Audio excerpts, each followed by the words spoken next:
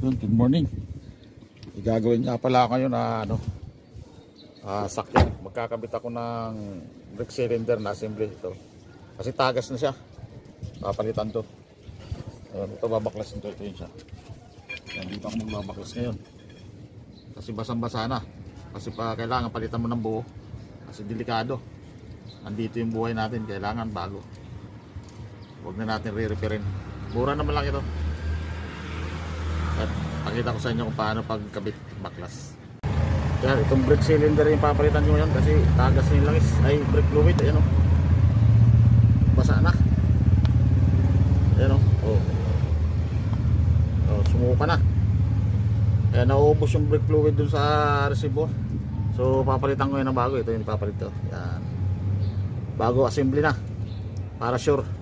Kasi dito nakasalala yung buhay ng pamilya natin at saka pasahero natin at saka sa driver syempre. Kaya kailangan na talagang palitan siya ng bago. Pag nagtanggal nito, may dalawang tornil ito. Ito may buko na yan.